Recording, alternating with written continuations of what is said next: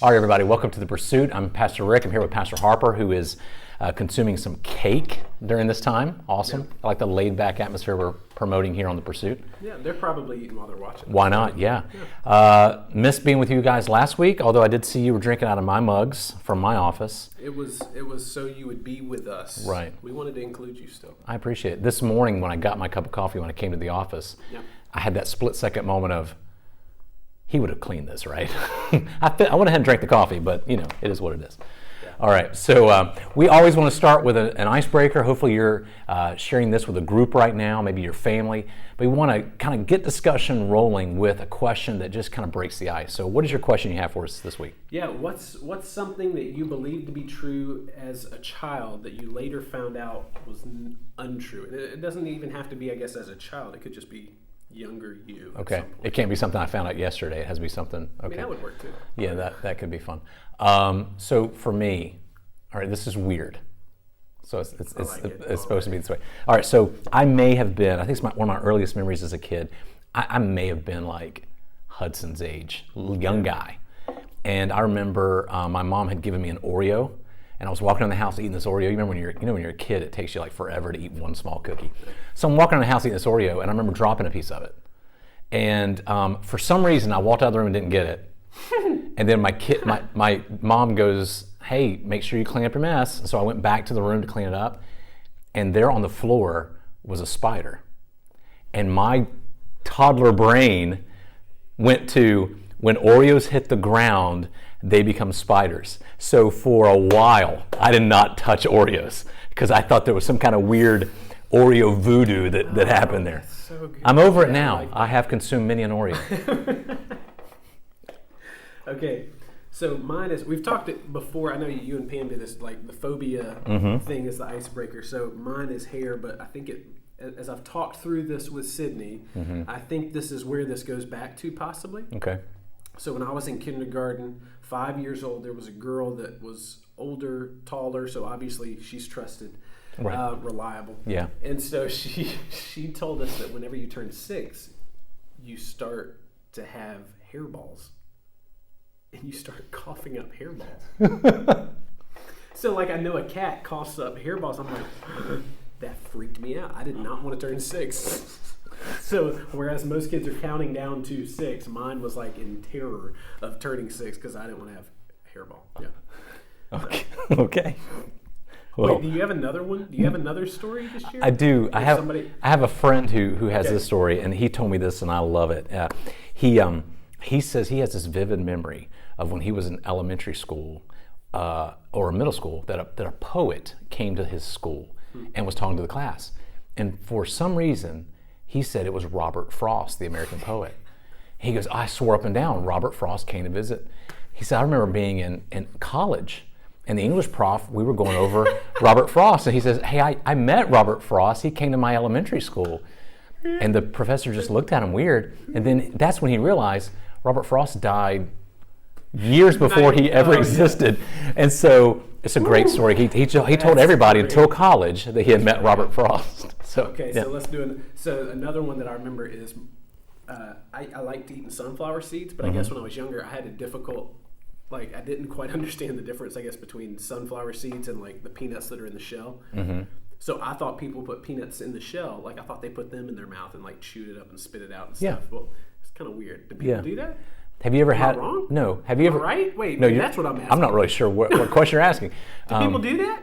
Have you ever eaten the whole peanut with shell and everything? No. All right. Have you? Yeah, I've done it.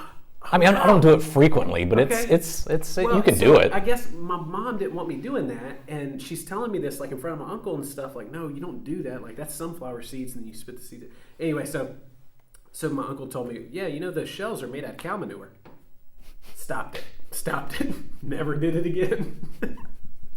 Didn't make any sense. I mean, never even thought like, how does this wrap around? Okay. Anyway. All right.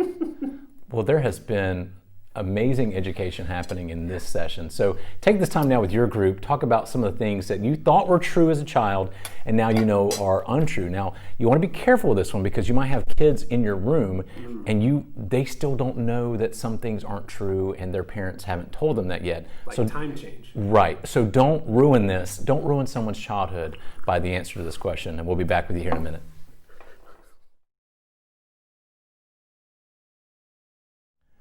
All right, welcome back. And now we want to get into the discussion of Ephesians chapter 2, the sermon that Pastor Kivett preached this week. And I think he did a really phenomenal job at unpacking the differences or the issue going on in Ephesians 2 between Jew and Gentiles. And he talked about how we here in the 21st century can have the same thing with racism, and we see it, especially in our world today. And as I was watching and listening to the sermon, I started thinking, what are some other ways that I have either built up walls or chosen to have what I would call preferences of people? And for me, it's not so much it's not an ethnicity, it's a personality type. And so I thought we'd just talk about that just for a second. What are some walls we've built up and all those?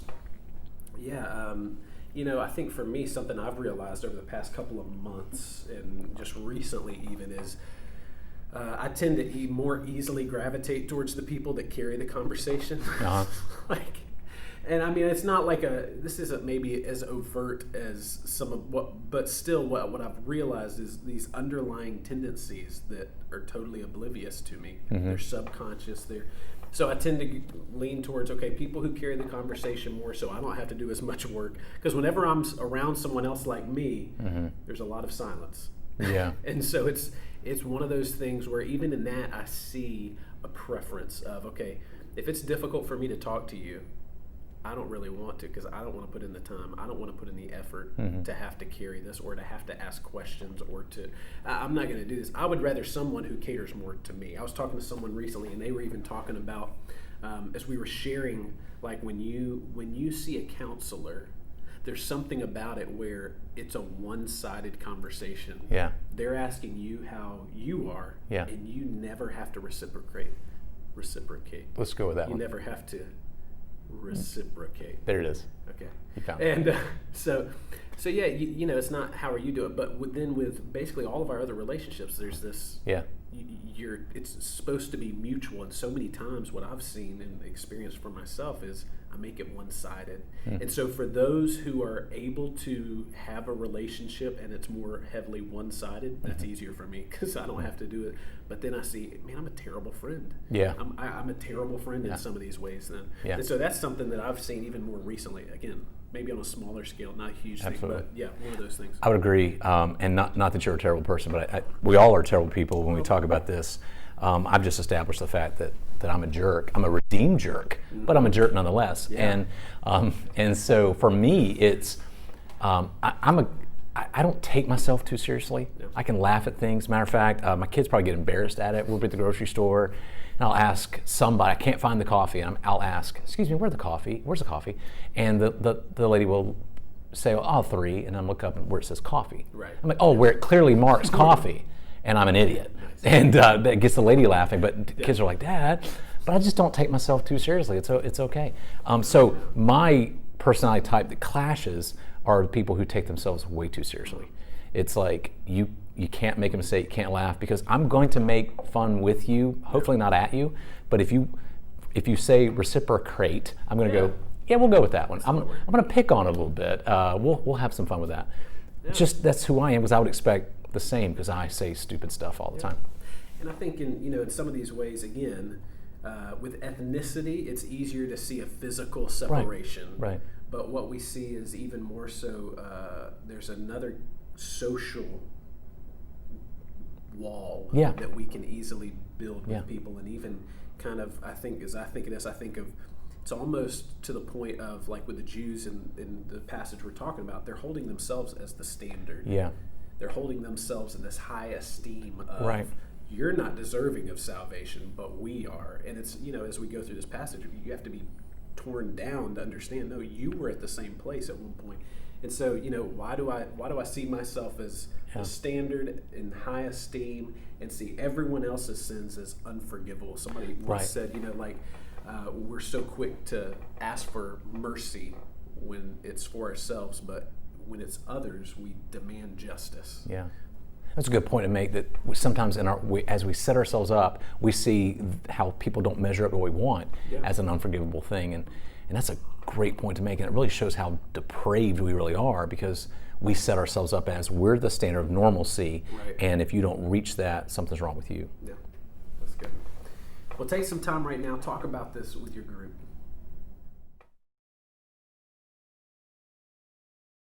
So going back to what we just talked about, how can some of those preferences that we have, whether subconscious or conscious, how can those things, if we allow them to have too much weight and carry on too much in our lives, and who we hang out with, who we socialize with, who we interact with and stuff, how can that actually hinder the work of God? That's kind of that next thing we want to get to. Scary thought is I've done a lot of thinking about this because it's like, okay, well, I like to mention here, and even Pastor Kivett mentioned in this sermon, that what binds us together really is Christ. He is our peace. And I've done this before here at our church at Salem, and I've looked around a little bit, and not during sermon, I'm paying attention, but I've looked around and thought to myself, would I hang out with these cats if Jesus wasn't real?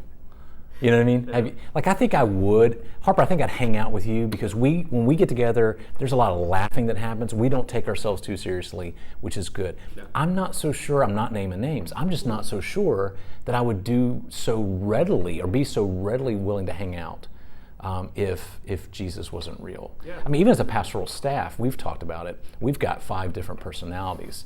And I mean, Kivett doesn't want me hunting with him. I don't think he's never said that, but I'm going to be so distracted and so distracting that he's probably going to turn the gun on me in the middle of the hunt. I'd be laughing. Right. We would do, and so there's certain preferences that we all have, and if I'm not careful, I'll prefer those people who like to laugh and not take themselves too seriously, and I'll omit others. And what I'm doing is, number one, I'm failing as a pastor by not loving the flock God's given me. Number two, I'm not doing my job as a Christian, where I'm like loving people even when we're different. And if I'm not careful, what happens if one of my kids has that kind of personality type? How am I going to interact? And so these are moments where I have to think outside myself and say, look, I'm not the standard of all normalcy, and I've got to be intentional about looking past those things. Yeah.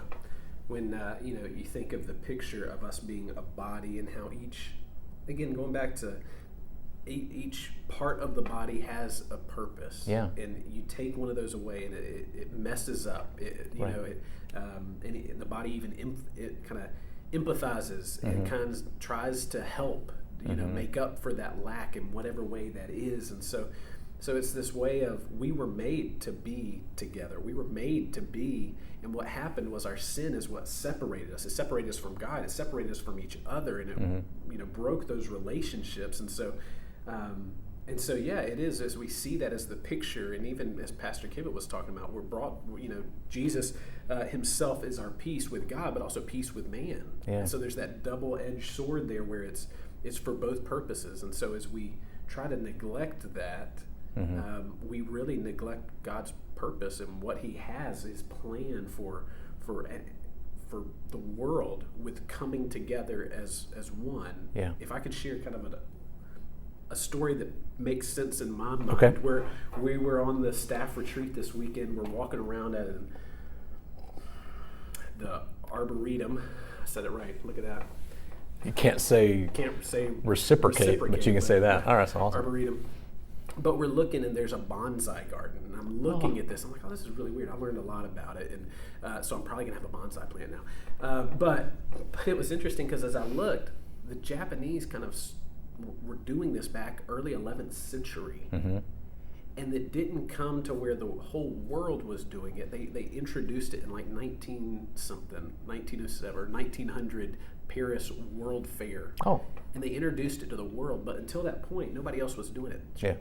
Japanese didn't have anything that everyone else didn't have at that point, but yet they were doing something that no one else was doing. And as I think of that, I thought that was intriguing. Just the individuality, the uniqueness of that, but then how that plays into a greater part for everyone. And I think that's the same thing with all of us. We all have a purpose. We all have something that we bring to the table. And so when we leave ourselves out of that, when we leave others out of that for any reason, it takes away, it hurts the team. Our team is only as strong as its weakest link. And so as we do that, we're kind of hurting the team of God, the body. Yeah. And then Revelation 22 sticks out to me because in Revelation 22 it talks about the new heavens coming to earth, and John records the voice that says, "Behold, the dwelling place of God is now with man. They will be his people, and he will be their God." And but what's neat about that word "people"? We don't call it bad grammar because in the Greek it's actually, they will be his peoples. And you're like, well, why use that term? Because all nations are coming in. Yeah. So we're going to retain that identity. We're going to retain that ethnicity. It's a part of what brings glory to God, because we're now one people as peoples, and that's a really neat thing. And if we're not careful, we can begin to think, well, God only loves my niche. No, that's not what the issue is. It's the peoples of God is much bigger than your one niche. I think that's a good point to make. Yeah. We'll take some time now to discuss this with your group about how ways that our preferences that we mentioned earlier can hinder the work of God in our lives.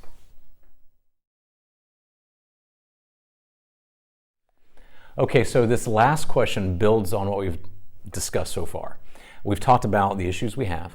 We've talked about how those issues can hinder the work of God. Now what do we do with it? The question is now, how can we get past those things? Or how can we be intentional about getting past those things, rather than just say, I'll just try harder. Yeah. That doesn't mean anything. What are we going to do? It's like when you get your report card and you're failing a class and your dad says, how are you going to bring this up? I'm just going to do better. I need a plan. So how can we be intentional about getting past those preferences? Yeah, I think for me, one of the biggest things that stood out was remembering who you were. Remembering who you were. And so again, kind of holding yourself up to this standard for everyone else. Yeah. You're holding yourself in higher esteem than others because you think you've got it all together and everyone else is struggling. It comes back to you were no better than anyone else was. Right. Anything that you are is only because of what God has done, not because of anything you have done. And so if God can do it in you, he can do it in anybody. It's nothing unique about you then. And I think that reminder, again, that we are one body, we are one church, we have one Lord, one Father of us all. We're unified in all of this, in who we were and who God has made us. And so as I think on that, that's the biggest thing for me, that as I see people, I think, okay, and I'll pray this somewhat regularly of, God, help me see people as you see them so that I can love them as you love them. Because I see them through my glasses and my lenses that I have on, that are broken, that are human, that are preferential, that are biased, that are stereotypical, and so help me to see them as you see them, as creatures that you've created, and you love them just as much as you love me. There's no difference there. Yeah, and I would even add a little bit to that also, you've got to do something that's, okay, I got to put myself out there. So for example, as we're really opening up in these videos, as a young kid, I had a fear of dogs. I just didn't like them. I think I got nipped by one barely, and it's like one of those things where it just freaked me out as a kid. So for a long time, whenever I would get around dogs, I'm not cool. Now, during the summers, my grandparents used to watch me and my sister, and we would get dropped off and go in, but a neighbor moved next door, and as soon as this next door neighbor, they had a dog, the dog's name was Lady. And this dog would run over because she sees kids. And I would run in the house and leave my shoes behind, kind of running. And I never went outside. I mean, during that summer, it was like, for the first couple months, I didn't go outside because I just didn't want to deal with it. And finally, one day, I think my grandmother and my sister had gone off to do something, and my grandfather was outside mowing the yard. And I was just in the house going, I'm done with this. I'm done living in fear of this. And so I go outside, and Lady comes over, and I'm having a little bit of, okay, this is a dog. And she comes up to me. I notice she's not trying to kill me. So basically, by the time my grandmother and my sister came back, pulled in the driveway, I'm on the front porch. Lady's has her head in my lap, and I've just been petting her for the last hour. And it became like a favorite. And so it was just one of those things where okay, I'm done with, I know this about me, I'm done with it. So I think it has to do with, I'm going to use the word exposure. If I know that I have a problem with people who take themselves too seriously, then I need to intentionally interact with them so that I get past this. I can't just sit there and just keep my preferences, or I'm going to miss out on a lot, just like I missed out that summer. You're really going to miss out on the way God has made people that are different than you if you don't expose and get out there. Yeah. Well, take some time right now. Talk about this with your group, how you can be intentional about getting past these preferences and what those next steps can be for you. Well, this has been another episode of The Pursuit. As always, we've enjoyed having you with us today. If you want to look at previous episodes of The Pursuit, you can click on the screen. Yeah, and then you can also find previous sermon videos. So if you missed this past Sunday or other Sundays, you can go back and watch all the sermons on Ephesians, our Death to Life series. Thanks for joining us. You can subscribe to our channel so you get notified as soon as these get posted. Again, we hope you're sharing these with other people, talking with other people during the week about this, and we hope to see you again next week.